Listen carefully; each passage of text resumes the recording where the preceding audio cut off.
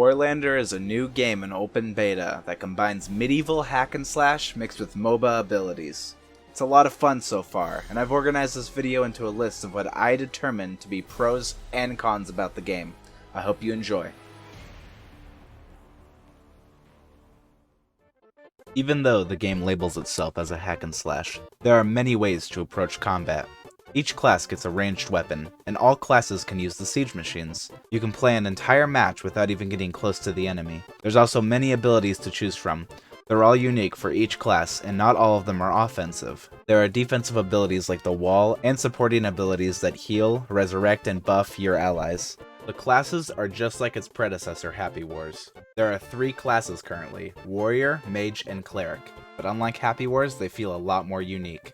Warriors are your tankiest, and they do the most damage close range. They have an ability that lets them block all incoming damage and many offensive abilities to let them close the gap between them and their enemy. Then you have the Mage. They are the frailest of the 3, but they have amazing range and have abilities and weapons for easily taking out castle gates or siege weapons. They lack a melee weapon though, so if you can get close to one, you will quickly kill them. Then there's the Cleric. She has decent health and her combat ability isn't that great, but she has support abilities that make her necessary on your team.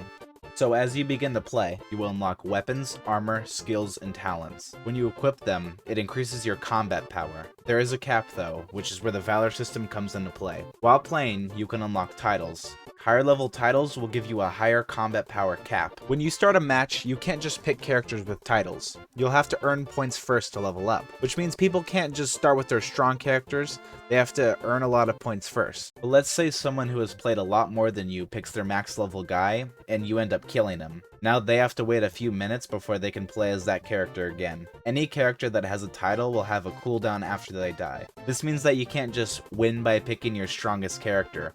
You have to actually play carefully with your stronger guys. In each game, there is one commander per team. They have control over telling you which objectives to go for. It's a really interesting system, and it rewards you for following your commander's orders. As of right now though, most people will still ignore the commander, so hopefully they work on it a bit. Maybe give players a bigger incentive for listening to the commander. So far, there's only one map per game mode, but the maps are honestly a lot better than the Happy Wars maps. The 2-team map is based off of MOBA maps with 3 lanes and some objectives, and the 5-team map is each castle connected from the left and right side, and each castle also has a center lane that goes straight to the middle of the map. Before each match starts, you are able to pick from 3 strategies, and then vote in your squad what you want your squad role to be. It's a good idea, and keeps the game from becoming stale because of the different roles that you're able to play.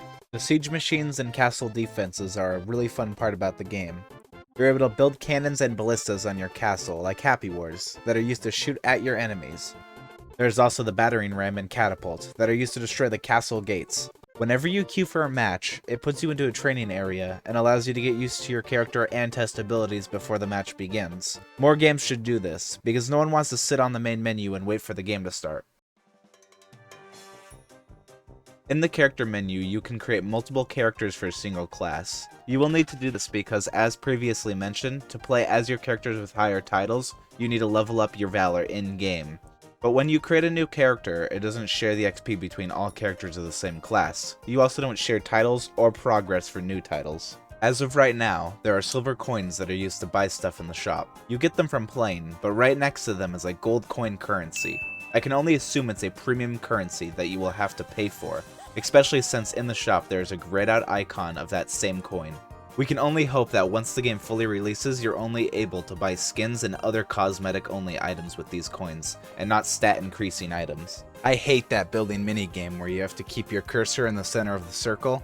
I can't even think of a reason for why it exists. You should just be able to build at max efficiency without the minigame. The game has some problems with it currently. There are many people who can't even launch the game. If you are able to actually launch the game, then you've probably had a problem with it stuttering. When I played, my FPS was usually fine, but there is an issue that seems to occur randomly where my game will get locked at like 8 FPS, or it just freezes on the home screen, and I'm forced to restart. I haven't ran into much problems, but if they want the game to be successful, they will absolutely need to fix these issues. Fortunately, the devs are aware of most of the issues. My personal take on Warlander is that it's a great game, with some amazing potential, but there are glaring issues that the devs need to fix before making a full release. But I truly believe this game could last many years. I rate this game a warrior spam and rush down the entire match out of 10.